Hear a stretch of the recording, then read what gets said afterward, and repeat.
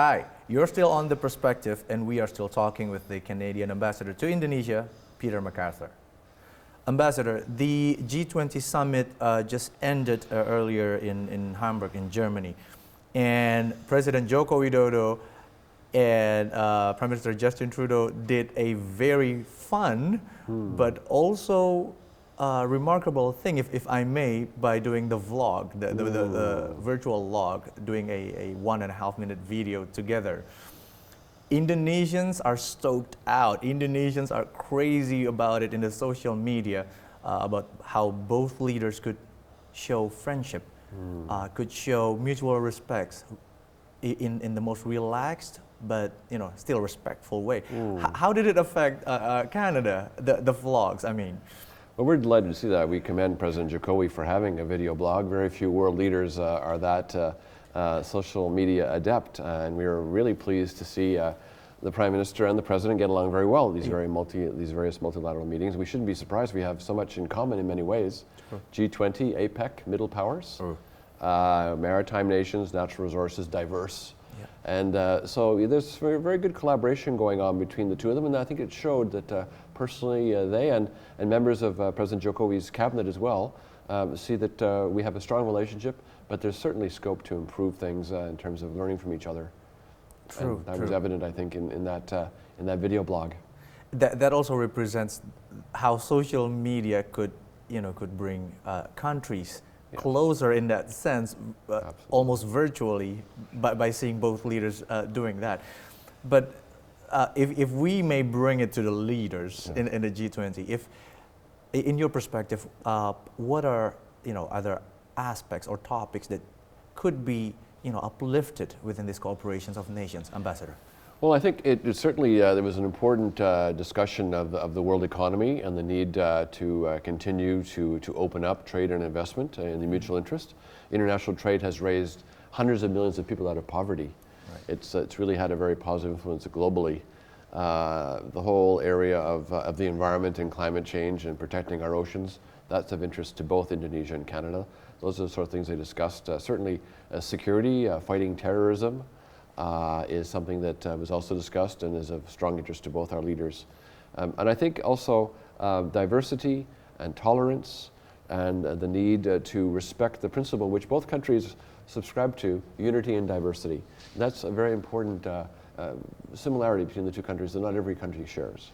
Right. Ambassador, in 2016, Canada absorbed more than 40,000 refugees into the country, especially from Syria, the war-torn Syria. Could you share and elaborate with us about this refugees absorption process and programs in Canada? Yes, Canada's tradition of accepting refugees from conflict-stricken areas goes back to our immigration culture. We're an open society featuring multiculturalism and being very dynamic in accepting immigrants. In fact, 20%, round about 20% of our population is foreign-born. The city of Toronto, our largest city, about 50% of the population is born outside Canada. So in that spirit, we have been accepting refugees who are fleeing persecution. It's part of our history. Just over the past year, we've accepted over 40,000 refugees from the civil war in Syria. And interestingly, many of these refugees are privately sponsored by families in Canada, some by the government. It's quite innovative. In fact, what I find most interesting is that we accepted refugees from Indochina, from Vietnam principally, back in the 1970s, the so-called boat people. Today, some of those boat people who have grown up, they were kids back then, are themselves hosting refugees from Syria to give them a little bit of a boost. Why are they doing that? Because the Canadian attitude is this enriches our society. The more different the society, the more differences we have in the society, whether it's language, religion, ethnicity, sexual orientation, size, shape, we don't care.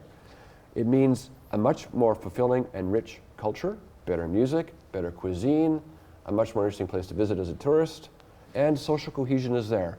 Because our identity is really that we are a collection of identities. That's part of the Canadian reality.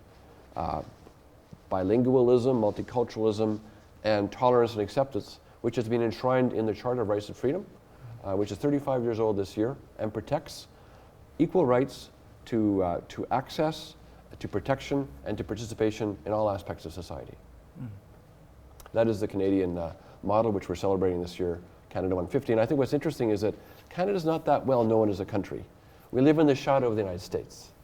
And we're far away from Indonesia, across the Pacific. But this year is an opportunity just to showcase some of the things we've accomplished. We've had problems, we still have problems, including our Indigenous peoples, where we need to do better things. Sustainable Development Goals of the UN apply to the whole world, Indonesia, Canada, and the rest of the world. So we are basically challenging ourselves to do better in areas like Indigenous peoples and certainly the environment, where we need to work more closely with Indonesia and other countries to repair the damage done to our atmosphere, to our oceans, to our forests, rivers and lakes. And that's something that Indonesia and Canada are increasingly working together on, areas like peatlands and tropical forests in this country. We will talk more about bilateral ties between Canada and Indonesia with Ambassador Peter MacArthur after the break, only on The Perspective.